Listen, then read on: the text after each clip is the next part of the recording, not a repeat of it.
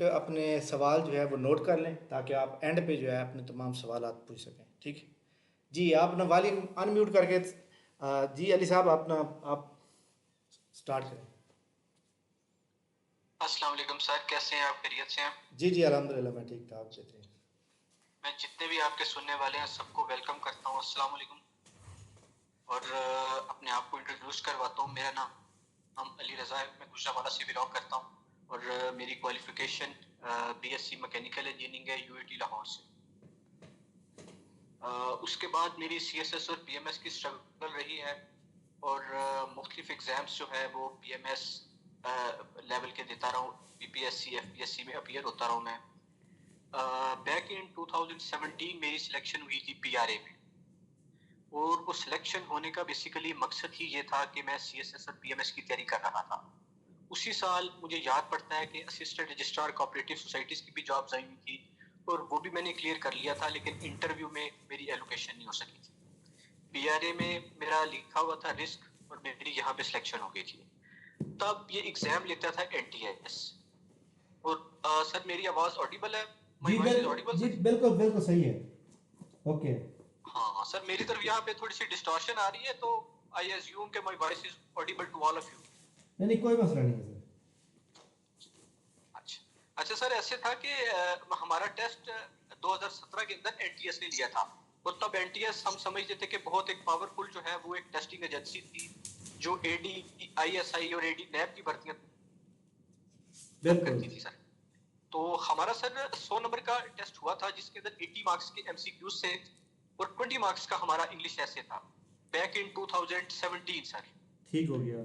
तो सर तब मैंने टेस्ट दिया था और जो 80 मार्क्स की अगर हम बाइफरकेशन करें तो उसमें इंग्लिश पोर्शन था सर, कंप्यूटर पोर्शन था, मैथमेटिक्स थी, क्वांटिटेटिव एनालिसिस था शामिल और इस्लामियात और पाकिस्तान अफेयर्स के छोटे छोटे पोर्शन शामिल थे सर। 80 मार्क्स से बनता था सर और ठीक। उसके बाद 20 मार्क्स का एक ऐसे आया था। तब मुझे याद पड़ता है कि शायद करप्शन भी कोई ऐसे आया था जो सर मुझे बड़ी अच्छी तरह याद था और बड़ा मैं होपफुल था कि मेरा हो जाएगा उसमें सर। ठीक तो हो गया। अल्लाह ताला ने सर कर्म किया और मेरा यहाँ पे हो गया। तब मुझे भी इतना आइडिया नहीं था, मैंने वैसे ही राह चलते चलते जो है ना वो मैंने दे दिया एग्जाम पीआरए का। तब मैं सर मुझे याद पड़ता है कि आई वाज सीनियर असिस्टेंट, शायद मैंने सर आपको बताया या नहीं, मैं सीनियर असिस्टेंट था ग्रेड 15 में sir, election commission of Pakistan में सर। ठीक हो गया। मेरी पोस्टिंग थी सर वहाँ पिंडी में और मेरा सेंटर भी बेसिकली हमने पिंडी रखवाया था। असिस्टेंट रजिस्ट्रार कोऑपरेटिव का भी सर सेम डे टेस्ट था और अपना इसका भी पीआरए का भी सेम डे टेस्ट था, ठीक हो गया। सुबह के टेस्ट था और सेकंड टाइम मेरा वो था असिस्टेंट रजिस्ट्रार का टेस्ट था। तो मैंने सर एक दिन में दोनों पेपर्स दिए थे ये ठीक और हो मुझे इतना कोई है भी नहीं था कि जी अगर मेरा ना हुआ तो जो है ना वो क्या हो जाएगा जी।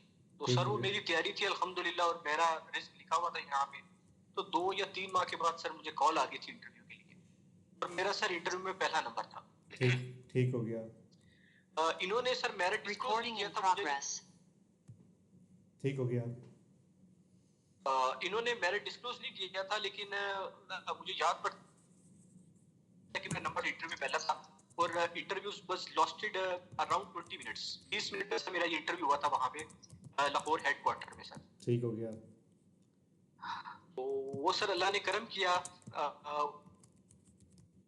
उसका अभी तो खैर रिटर्न ये लोग तैयारी कर रहे हैं तो मैं रिटर्न के ऊपर ही ज्यादा फोकस करूंगा। जब इंटरव्यू की बारी आएगी तो सर इंटरव्यू का भी मैं आपको सर बताऊंगा। ठीक हो गया। सर इंटरव्यू के लिए जो है सर सिलेबस जो है पीएससी ने मेंशन किया हुआ है जिसमें वो जीके का है और मुख्तलिफ क्वेश्चन शामिल हैं। शायद क्वालिफिकेशन रिलेटेड भी कुछ क्वेश्चन शामिल हैं और Punjab state tax on services act जिसके बारे में आज थोड़ा सा मैं आप लोगों को बताऊंगा, गाइड करूंगा।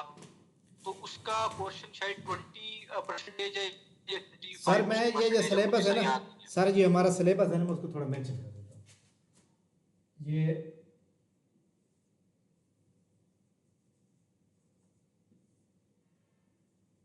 जीके वाला क्वेश्चन है 50 नंबर का।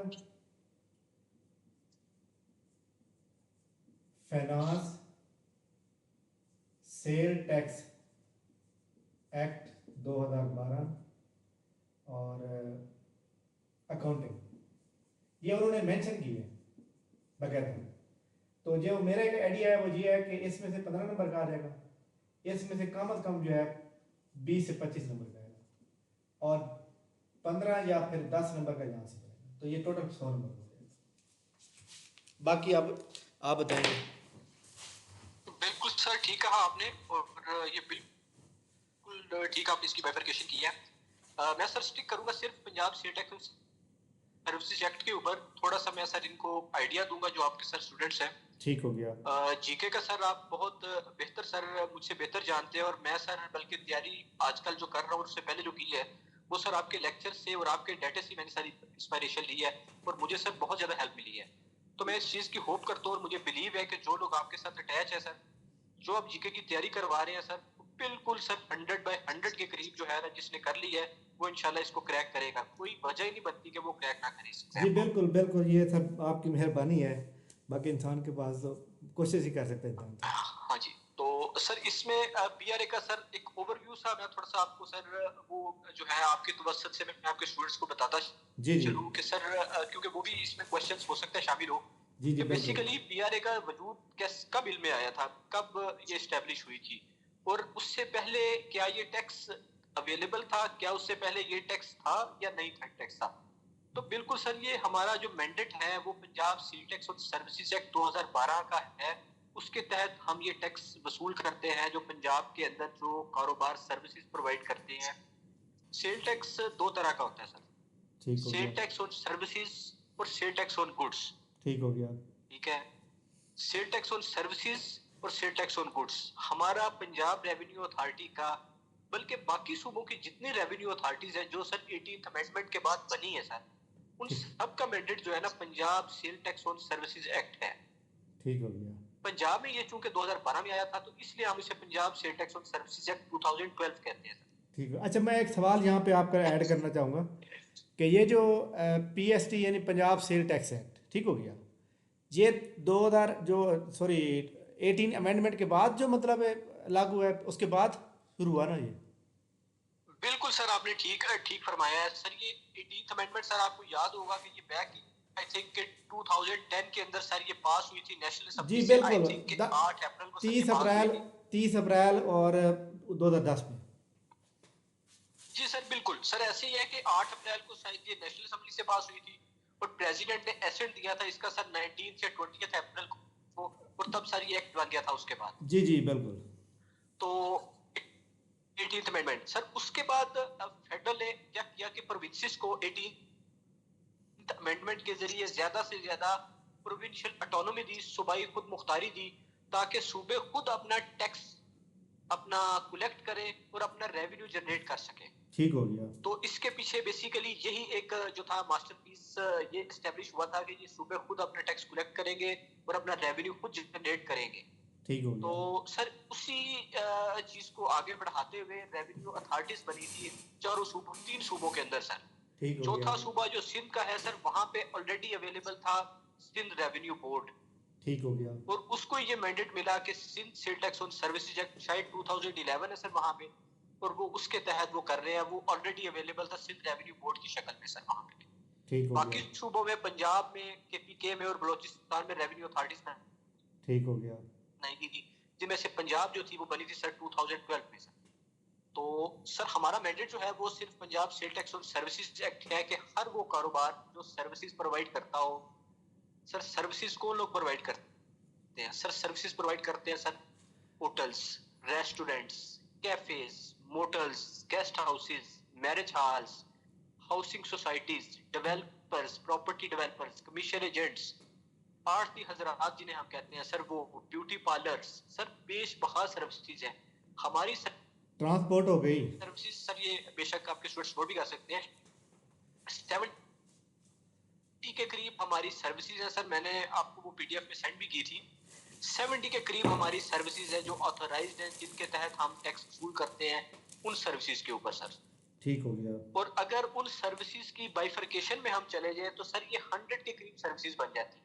ठीक हो गया। उसके अंदर सर वकील भी शामिल हैं, डॉक्टर हजरात भी शामिल हैं, और हमारे सरकारी अदारे जिन्हें हम फेडरल गवर्नमेंट के अदारे कहते हैं, प्रोविंशियल गवर्नमेंट के अदारे कहते हैं, लोकल गवर्नमेंट, ऑटोनोमस बॉडीज, ये सब हमारे टैक्स पेयर्स हैं सर। ठीक जैसे हो गया। गुजरांवाला के अंदर मैं कैप्को है, गुजरांवाला इलेक्ट्रिक पावर कंपनी है, लाहौर के अंदर लाहौर इलेक्ट्रिक सप्लाई कंपनी है सर, बिजली देने वाले अदारे हैं सर, ये भी एक तरह के हमारे टैक्स पेयर्स हैं। जो सर्विसेज हमारा मैंडेट है जिन सर्विसेज पे टैक्स कलेक्ट करने का, अगर ये अदारे वो सर्विसेज हासिल करते हैं तो ये भी लायबल टू बी, इनको भी ये है, ये लायबल है कि ये भी टैक्स कलेक्ट करें और हमें अदा करें सर। हमारा ठीक मेजर टैक्स पब्लिक अदारों से रहा है सर। ठीक हो गया। तो in the backdrop of all this, हमारी इंपोर्टेंस, पीआरए की importance, it has assumed the center stage in all the tax collecting agencies in the Punjab sir. Sir हमारा टैक्स जो है सर वो जुलाई से माली साल शुरू होते हैं और जून में एंड होता है।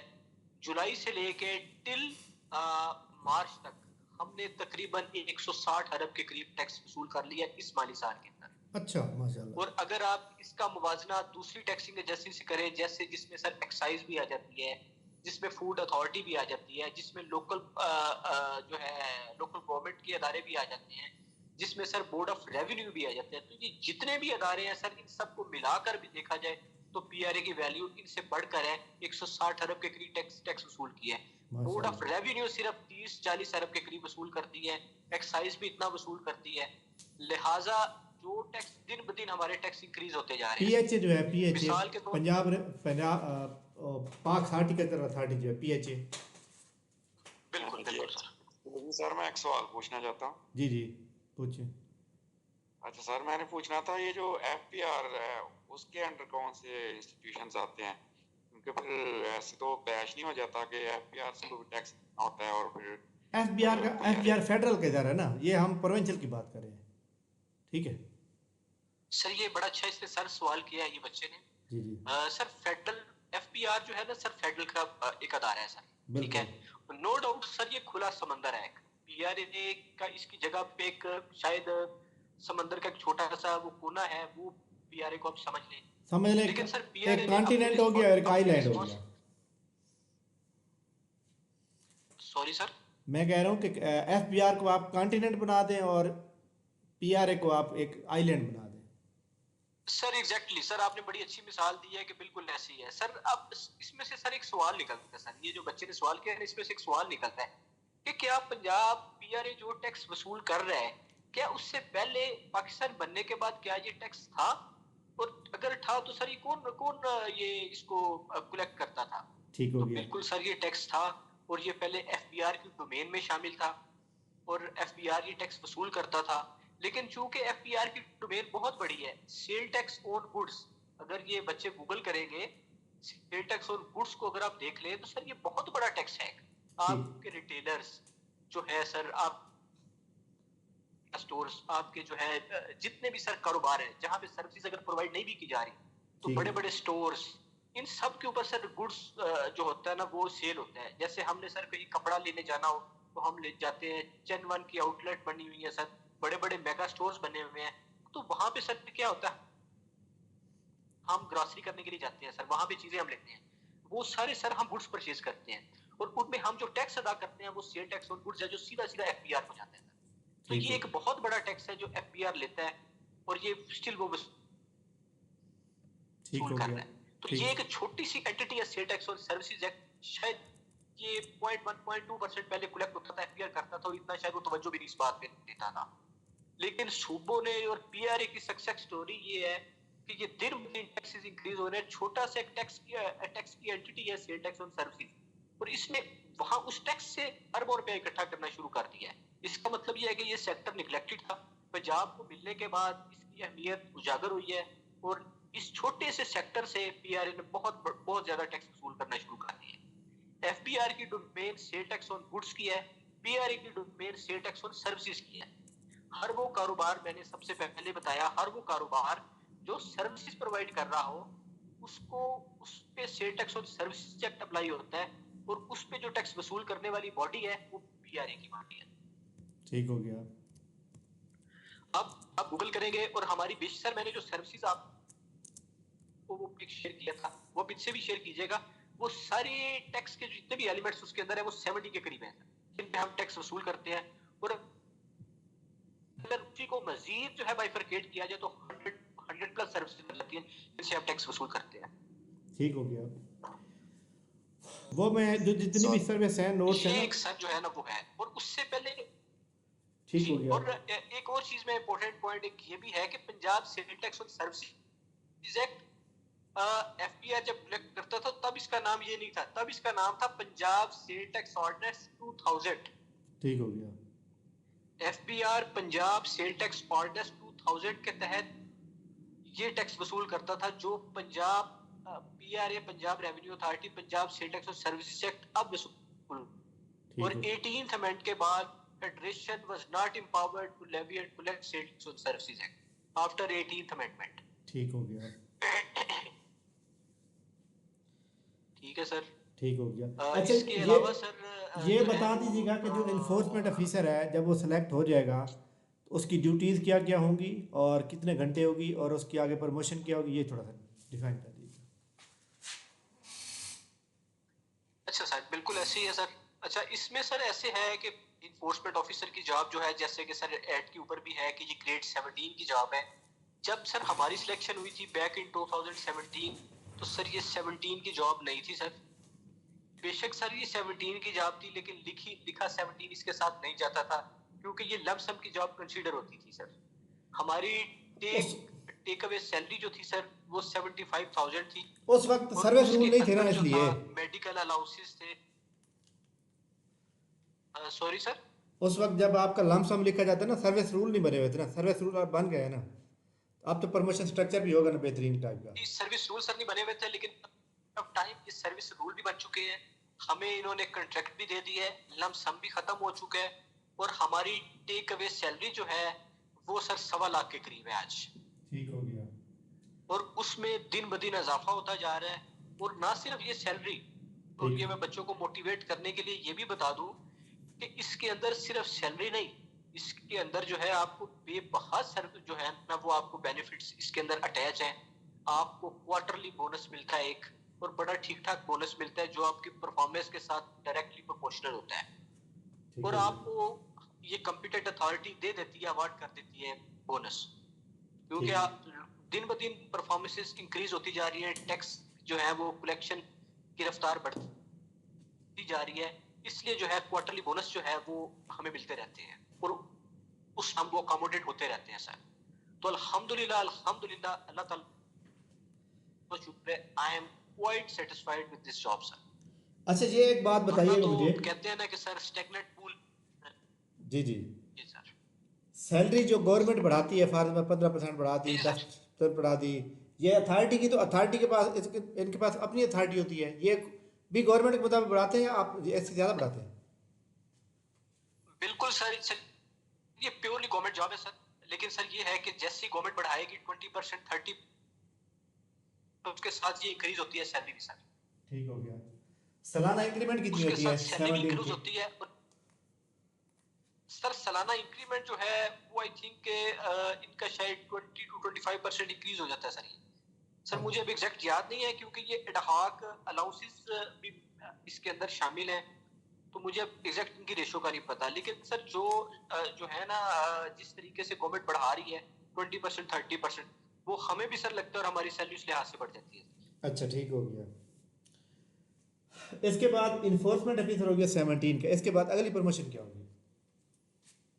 अच्छा सर इसमें एक चीज है कि चूंकि ये एक नई पोस्ट जनरेट की गई थी इन्फोर्समेंट ऑफिसर्स की, जिसका पहला नाम इन्होंने रखा था टैक्स एंजल्स। टैक्स लेकिन जब इन्होंने टैक्स एंजल्स एक्सचेंजर स्टार्ट में बिल्कुल सर ये इन्फोर्समेंट ऑफिसर की पहले जो इसका नॉमेनक्लेचर था, जॉब का नाम था, वो टैक्स एंजल्स रखा गया था। तो तब इन्होंने वुमेन को इनकरेज किया था कि वो अप्लाई करें, लेकिन तब इतनी कोई अवेयरनेस भी नहीं थी और इतनी प्रोजेक्शन भी नहीं थी, तो लोगों ने इतना खैर इस चीज को जो है ना वो नहीं लिया था। ठीक हो गया। तब इन्होंने सर इस चीज को खत्म करके इसका नाम फिर इन्फोर्समेंट ऑफिसर रखा था, और मेल और फीमेल जो है वो इनको इन्होंने इनकरेज किया था कि आप अप्लाई करें। ठीक हो गया। लेकिन till date it is still जो है ना वो टू बी नोटेड कि ये जॉब अभी इतनी ज्यादा जो है ना वो लोगों के अंदर रिकग्निशन नहीं कर रही, क्योंकि लोगों को इतना भी आइडिया भी नहीं है, पीआरए इतनी अपनी प्रोजेक्ट कर सका। लेकिन सर यहाँ पे आने के बाद मुझे पावर का अंदाजा हुआ है कि यहाँ पे कितनी ज्यादा पावर है सर। नहीं, जिस तरह ये आप एक बताते हो ना एफपीआर सहूलियात, का असिस्टेंट कमिश्नर। जी जी, मैं कह रहा हूँ जो आप सहूलियात बताते हो ना, उसके आगे एक्साइज एंड टैक्सेशन इंस्पेक्टर कुछ भी नहीं है फिर। सर आप एक्साइज एंड टैक्सेशन की बात कर रहे हैं आप, सर यहाँ पे तो इस तरीके से बात चल रही है कि provincial revenue service in future बन रहा है, जिसमें जो है ये जितने भी होंगे सबको क्लब करके एक प्रोविंशियल रेवेन्यू सर्विस बना दी जाएगी और उन सबको पीआरए के अम्ब्रेला के अंदर जो है ना वो अमेलगमेट कर दिया जाएगा सर। अच्छा। और एक ये भी बात सर सुनने में आ रही है कि एक्साइज एंड टैक्सेशन का डिपार्टमेंट जो है ना, उनको उन्होंने अभी रिसेंटली एक आइडिया फ्लोट कर रहे हैं, उनको उन्होंने कहा है कि या आप पीआरए ज्वाइन कर लें या आप नारकोटिक्स डिपार्टमेंट ज्वाइन कर लें आप, अच्छा, क्योंकि सर्विसेज हम ग्रेजुअली पीआरए को दे रहे हैं। ठीक हो गया। ये सर ये चीज जो है ये it is still an idea और ये फ्लोट हुआ हुआ है, देखिए सर ये कब मटेरियलाइज होता है सर। ठीक हो गया। लेकिन सर ये एक हकीकत है जो मैं आपके सुनने वालों को भी बता दूं ठीक हो कि गया। सर एक एक्साइज टैक्स वसूल करता था बेड टैक्स और एक टैक्स वसूल करता था सिनेमा टैक्स। ठीक है। ठीक है, सिनेमा टैक्स एक्साइज के एहलकार थे, निगरानी करते थे, मॉनिटर करते थे, और एक बेड टैक्स होता था जो वसूल करता था एक्साइज। ठीक सर है। वो बेड टैक्स को होटल की शक्ल दे दी गई है, पीआरए को दे दिया गया है एक्साइज वालों से लेके, और सिनेमा टैक्स को शक्ल दे दी गई है एंटरटेनमेंट टैक्स की, जो ठीक। सर एक्साइज से लेके हमें पीआरए को दे दिया गया सर। अच्छा, ठीक है, दोनों आपको दे दिए। और ग्रेजुअली इस तरह के टैक्स वो हमें सर मिल रहे हैं सर। ठीक ठीक ठीक ठीक। अच्छा, इन्फोर्समेंट के बाद क्योंकि एक सर ही, ह्यूमन रिसोर्स। जी जी, ये आप थोड़ी टाइम लाइन बता दीजिए। सर ये क्वेश्चन है। एक मिनट क्वेश्चन बाद में कीजिएगा। अली साहब, अपना इन्फोर्समेंट ऑफिसर के बाद अगली प्रमोशन कितने साल बाद होती है और किस पोस्ट पे होती है, नाम क्या होता है? सर अभी जो रूल बन रहे हैं ना, अभी जो रूल्स बन गए हैं सर, जी जी। उसमें सर ये है कि पीपीएससी में जो आने वाले हजरात होंगे, जो इन्फोर्समेंट ऑफिसर्स होंगे, उनको सर 3 साल की सर्विस के बाद बकायदा इन्हें रेगुलराइज कर दिया जाएगा सर। ठीक हो गया। और रेगुलराइज करने के बाद सर 1 साल के बाद सर इनको प्रमोट इसी ग्रेड में किया जाएगा, लेकिन एज एन असिस्टेंट कमिश्नर जो है ना वो इनको तैनात किया जाएगा सर। ठीक हो गया। इन्फोर्समेंट ऑफिसर की अगली प्रमोशन जो है सर, वो sir as an assistant commissioner Punjab revenue authority होगी sir. Very good. Punjab revenue. चलो, कहाँ कब लेकिन एसी का सर टाइम तो लग जाएगा ना।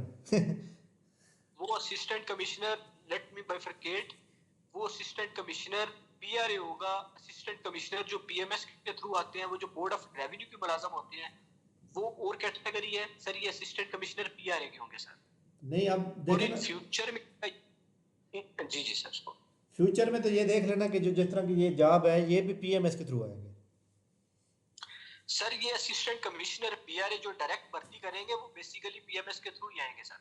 जी बिल्कुल। लेकिन फिलहाल सर देखिए, जैसे मैं इन्फोर्समेंट ऑफिसर हूँ और मैं यहाँ गुजरांवाला में पोस्टेड, और मेरे दूसरे जो है कोलीग्स कई मुल्तान में हैं। अभी हमारा एक जो बन गया है, हमारे 2 ऑफिस बने हैं।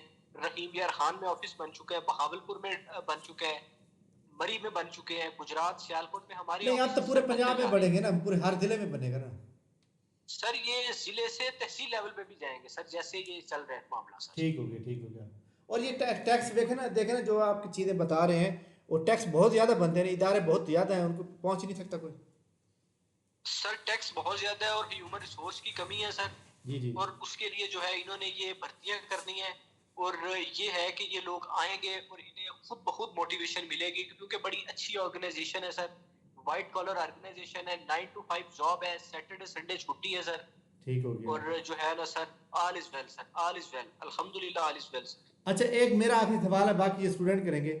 अगर फर्ज पर हम में से इंशाल्लाह ताला मुझे उम्मीद है कि हम 5-6 बंदे सिलेक्ट जरूर होंगे। एक नया बंदा जो होगा इन्फोर्समेंट ऑफिसर का, उसकी सैलरी कितनी होगी स्टार्टिंग? सर उसकी एग्जैक्ट जो है सर वो तो शायद मैं बेहतर ना बता सकूं, लेकिन सर ये सैलरी जो होगी वो 1,15,000 से 20,000 के दरमियान होगी सर। 1,15,000, 20,000 या 22,000 के करीब होगी सर। ठीक ठीक ठीक ठीक, बिल्कुल ठीक हो गया जी।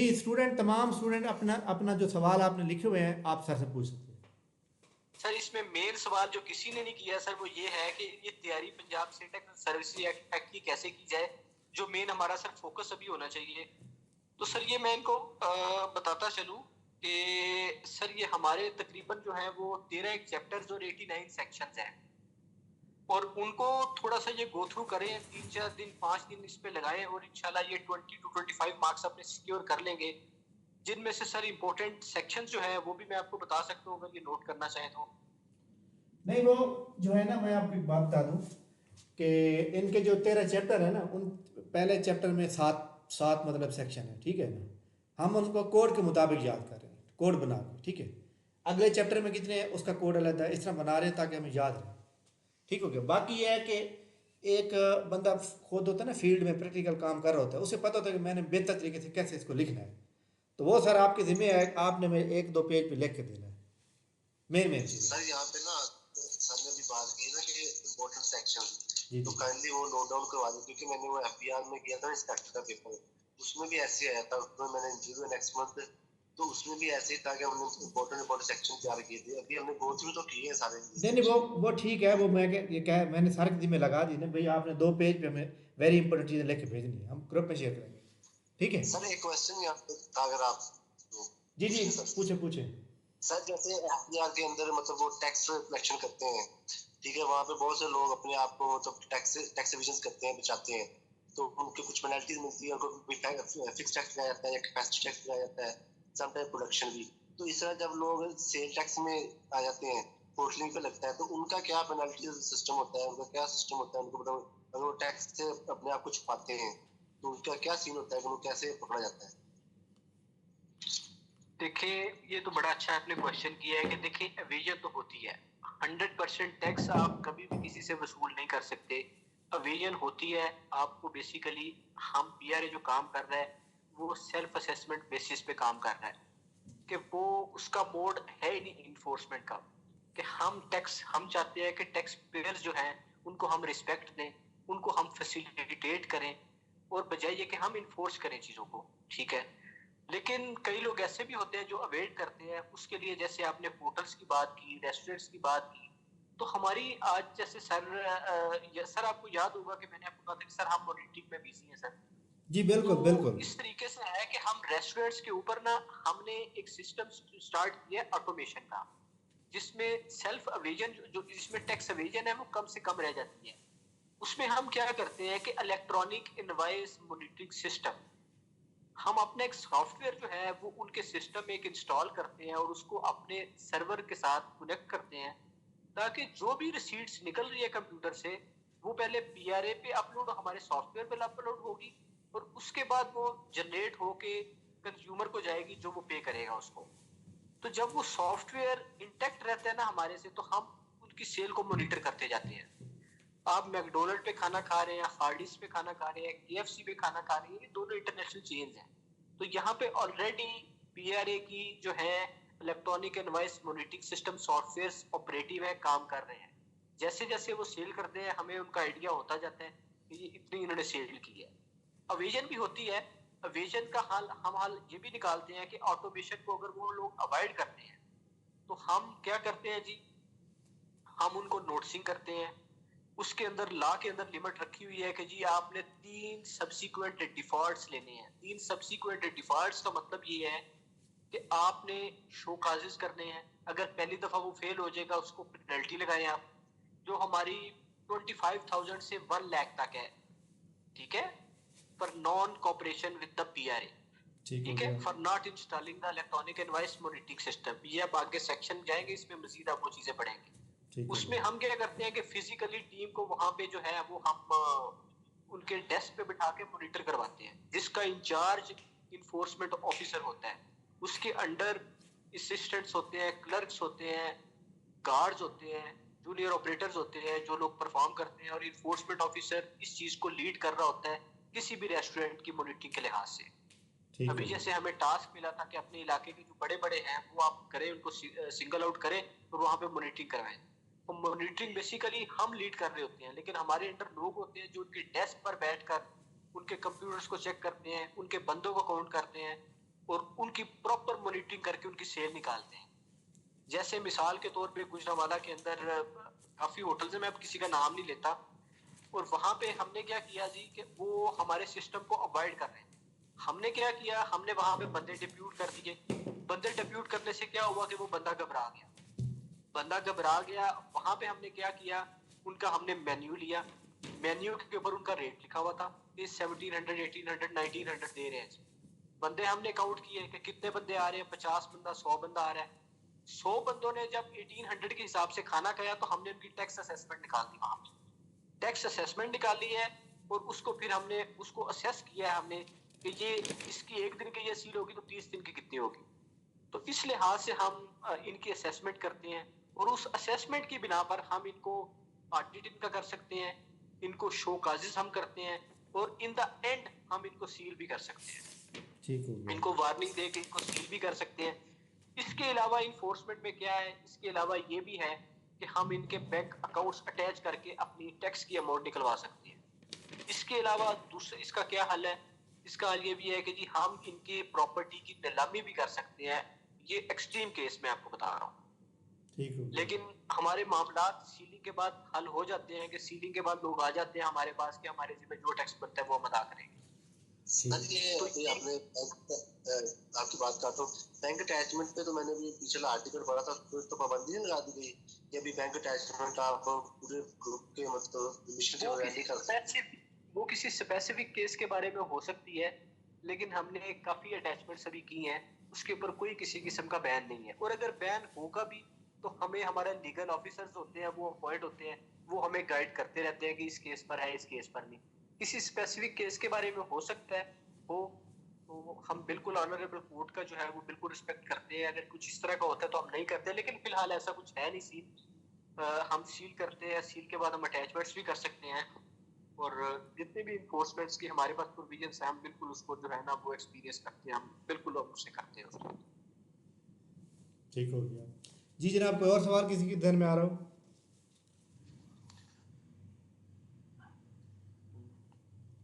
अच्छा सर जी, आपके जिम्मे ये जो है ना चैप्टर इंपॉर्टेंट सेक्शन जो है ना, ये आपने 2 पेज पे इंपॉर्टेंट नोट्स बना के मैं सेंड करने हैं सर। As directed sir, as directed इंशाल्लाह सर मैं ये करता हूँ इसको सर। चलें, ठीक हो और गया मैं सर एक और बात बता दूं कि बहुत अच्छी जॉब है सर ये। ठीक हो ये गया। मुझे यहाँ पे आने के बाद आइडिया हुआ है सर, बहुत अच्छी जॉब है। इवन सर मैं आपके स्टूडेंट्स को ये बताता चलूँ, इनको मोटिवेट करने के लिए सर, जी जी क्योंकि सर जब मैंने एंट्री ली थी सर्विस के अंदर तो मुझे इतना आइडिया नहीं था, ना मुझे किसी ने गाइड किया था। मेरी सर पिछले दिनों बात हो रही थी एक कमिश्नर साहिबा से, एफबीआर की है सर। ठीक हो गया। बेसिकली हमारे जितने भी ऑफिसर्स यहाँ पे आ रहे हैं, एडिशनल कमिश्नर, कमिश्नर्स, वो सारे सर एफबीआर के हैं बेसिकली। ठीक हो गया। इसका एक फायदा ये भी है कि हमें ब्यूरोक्रेसी के साथ काम करने का बड़ा मौका मिलता है सर। ठीक हो गया। जिनकी 20-20 साल की सर्विस होती है सर, जिनकी 15-15 साल की सर्विस है सर, वो दे वर कंसीडर्ड एन अथॉरिटी। ठीक हो गया। तो सर मैंने उनसे बात की कि मैंने कहा कि मैडम मेरी सर्विस हो गई है 7-8 साल, तो मैं चाहता हूँ मैं थोड़ा सा स्विच कर जाऊँ, और मैं जाना चाहता हूँ सर डेपुटेशन पे, और डेपुटेशन के बाद मैं एग्जाम देना चाहता हूँ sir, section officer promotional exam देना चाहता हूँ सर। ठीक हो गया। तो उस पे उन्होंने मुझे कहा कि वो दे के तुम क्या करोगे। मैंने कहा मैडम वो ये है कि सीएसएस का कैडर है एक सर, ओएमजी कैडर है सीएसएस का ना सर, ठीक हो तो गया। उस पे मैं वहां पे इनकॉर्पोरेट हो जाऊंगा और मैं सर वो बिल्कुल एंजॉय करूंगा वो सर्विस ओएमजी की। उन्होंने कहा कि यार आप तो बिल्कुल पागलों वाली बात कर रहे हो, ये सर्विस आपकी बड़ी अच्छी बनने के लिए जा रही है, ठीक हो गया। तो आप जो है आप क्यों पीआरए को छोड़ना चाह रहे हो, आपकी बड़ी अच्छी सर्विस बनने जा रही है। ठीक और है। आप ओएमजी की सर्विस तो बिल्कुल बेकार सर्विस है, उसमें तो इतनी पावर्स नहीं है, तो आपको तो बेबहाज यहाँ पे पावर्स मिली हुई है और आप इस सर्विस को एंजॉय करो। ठीक ये हो सर गया। हमारे जो है डिपार्टमेंट की जो एफपीआर की कमिश्नर है एक, जो ठीक। मेंबर लेवल की ऑफिसर है ग्रेड 20 की, ये सर उनके अल्फाज हैं सर। माशाल्लाह माशाल्लाह। और in the wake of this आप अहमियत का अंदाजा लगा लें कि पीआरए क्या बनने जा रहा है और इसकी अहमियत क्या है। जी जी बिल्कुल बिल्कुल बिल्कुल। चलें, ठीक हो गया अली रज़ा साहब, अपना आपने टाइम दिया, बहुत बहुत शुक्रिया। और बाकी ये है कि सर मैं हमारा एक ग्रुप है इन्फोर्समेंट ऑफिसर का, ठीक हो गया, तो उसके अंदर मैं आपको ऐड कर दूंगा, आपने वो नोट्स प्रिपेयर करके सेंड कर देना उसके अंदर। और सर जरूर सर, मैं always welcome sir, always always. Sir आपका बहुत शुक्रिया आपके बड़ेपन का। और ये एक्चुअली जो स्टूडेंट थे, मैंने पहले दिन जो अप्लाई किया था ना, मैंने पहले इसको थोड़ा रिसर्च किया था। मैंने वैसे मतलब एक गूगल पे और इस तरह के मतलब रिसर्च किया था उनकी वेबसाइट पे, तो मुझे बहुत अच्छी जॉब लगी। हालांकि आपसे तो बात ही बाद में हुई है, तो मैंने पहले दिन ही अप्लाई किया, मैंने कहा ये जॉब बहुत अच्छी जॉब है। तो बहरहाल बाकी किस्मत की बात है, मेहनत तो ज़रूर करनी है हर किसी ने। जी सर बिल्कुल, ये बहुत अच्छी जॉब है, आपने बिल्कुल बजा फरमाया और ये दिन ब दिन इसकी अहमियत बढ़ती जा रही है सर। जी जी जी जी बिल्कुल। अच्छा सर, मेरा एक सवाल है आपसे कि ये 3 साल का कॉन्ट्रैक्ट है, इसको परमानेंट करना है इन्होंने? जी सर ने ऑलरेडी बता दिया है। अच्छा जी जी बिल्कुल, ये जो है ये बिल्कुल रेगुलराइजेशन की तरफ ही जा रही है ये पोस्ट। अभी हमें ये आजकल रेगुलराइज कर रहे हैं और इसके बाद बेसिकली 3 साल का कॉन्ट्रैक्ट दिया जाता है। वो अगर आप रेगुलराइजेशन एक्ट पंजाब का पढ़े तो उसमें 3 साल की सर्विस के बाद बंदा ऑटोमेटिकली रेगुलराइज हो जाता है। और ये भी जो है पोस्ट, अगर आप वो पोस्ट का नॉमेनक्लेचर पढ़े, शायद पीपीएससी ने मेंशन किया या नहीं किया होगा, उसके नीचे एक ऑडिट ऑफिसर की जॉब भी थी और उसके साथ लिखा हुआ था लाइकली टू बी रेगुलराइज्ड। तो the same also applies to the enforcement officer post. ठीक है, तो ये रेगुलराइज होगी, ये खत्म होने वाली जॉब नहीं है। हम लमसम के ऊपर थे और हमें तब डर था, लेकिन हम आपके सामने ही है कि हम इंशाल्लाह likely to be regularised within a few weeks. और उसके बाद इंशाल्लाह ये आप लोग भी होंगे। इन्हें ह्यूमन सोर्स की जरूरत है, ये बंदे फारिग नहीं करना चाहते। और इसका सबसे बड़ा एडवांटेज ये है कि ये जहां जहां आपकी रिहाइश होगी, likely to be posted there, आप you will likely to be posted there. और फिर ये चांस भी कोई नहीं होगा कि आपको ट्रांसफ़र किया जाए, ये भी बहुत बड़ी बात है। जी बिल्कुल सर, बिल्कुल ऐसे ही है सर, बिल्कुल ऐसे ही है। और ये बिल्कुल आप इस चीज को तैयारी करें आप, इंशाल्लाह अल्लाह ताला आप सबको सर अली कामयाब रज़ा करें। साहब, ये वाला सेक्शन जो है ना सेल टैक्स वाला, ये अब आपके जिम्मे है, क्योंकि आप प्रैक्टिकली कर रहे हैं तो आप ज़्यादा एलेबोरेट कर सकेंगे। ठीक है सर, बिल्कुल बिल्कुल सर, मैं करता हूँ। Sir sir. आपकी क्वालिफिकेशन क्या थी जब आपने अप्लाई किया था? मैंने क्वालिफिकेशन मेरी थी जी बीएससी इंजीनियरिंग की क्वालिफिकेशन है मेरी। लेकिन अब इन्होंने क्वालिफिकेशन चेंज करके शायद स्पेसिफिक कर दी होगी, मुझे एग्जैक्ट याद नहीं है अकाउंटिंग या क्या इन्होंने मांगा हुआ है। अब बिजनेस की डिग्री है सारी, बिजनेस की।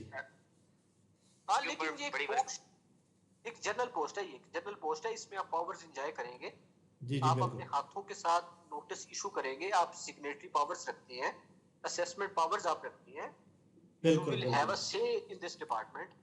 तो ऑल विल बी गुड इंशाल्लाह वंस यू जॉइन दिस। सजी सर ने ना इसके ऊपर बड़ी वर्किंग की थी और मैंने लास्ट डे जाके रात करीबन 11:30 बजे जाके मैंने अप्लाई किया था। सर ने मुझे गाइड किया था कि बेटा आप एलिजिबल हैं और अप्लाई कर दें। मैंने एमफिल इकोनॉमिक्स किया हुआ है। सर ने बड़ी वर्किंग की थी और हमें इसके बारे में बहुत अच्छा गाइड भी कर रहे हैं और इंशाल्लाह अल्लाह ताला के हुक्म से सर आपके साथ इंशाल्लाह काम करने का मौका भी मिलेगा। इंशाल्लाह सर, आप बस सर के साथ जो है वो अपना लाइजान रखें, जैसे जैसे सर तैयारी के बारे में बताते हैं वैसे आप रखें, क्योंकि मैं तो सर से गाइडेंस ले रहा हूँ जीके के हवाले से। और पंजाब सेल टैक्स का भी सर जो है वो बहुत अच्छे तरीके से सर को आइडिया है। इंशाल्लाह अल्लाह ताला आप सबको कामयाब करे, मेरी दुआएं आपके साथ हैं। बाकी सर के तौफीक से मेरी सर्विसेज भी हाजिर हैं। सर आपने आगे कोई और इम्तिहान भी देना है? इतनी अच्छी पोस्ट है आपके पास। देखिए बात इस तरह है कि ये एक इंसानी फितरत है कि इंसान कभी भी अपने हाल पे जो है ना वो खुश नहीं रहता, वो खूब से खूब तरक्की तलाश में रहता है। तो I am no exception to this. जाहिर बात है, मैं जो है वो तैयारी वगैरह हम करते रहते हैं, अच्छी अपॉर्चुनिटीज आती हैं तो बंदा अप्लाई करता रहता है। यार इन्होंने कहा है कि मैंने एमफिल इकोनॉमिक्स किया हुआ है, तो वो प्रोफेसर राबन की नहीं है डेफिनेशन इकोनॉमिक्स की, कि इंसान की ख्वाहिशात तभी ख़त्म होती हैं जब बंदा मर जाता है। बिल्कुल सर, बिल्कुल सही है सर। राइटली। चलें ठीक है सर जी, बहुत शुक्रिया। हमारी एक क्लास है जीके की, तो क्लास ऑलरेडी लेट हो चुकी है, तो फिर मैं आपको ग्रुप में ऐड करता हूँ सर। ये फिर आपके दिन हो गए ये वाला सेक्शन, ठीक होगी। बस सर अगले 2 दिन रह गए हैं, तो बस मेरे हक में दुआएं कीजिएगा सर। नहीं इंशाल्लाह ताला रमज़ान शरीफ के साथ के आप तमाम, हम सब, आप भी इंशाल्लाह ताला अपनी ज़िंदगी में कामयाब होंगे और आप हमारे लिए भी दुआ करेंगे, ठीक होगी। Thank you sir, I am honoured to be part of your team sir, thank you. Thank you very much, बहुत शुक्रिया।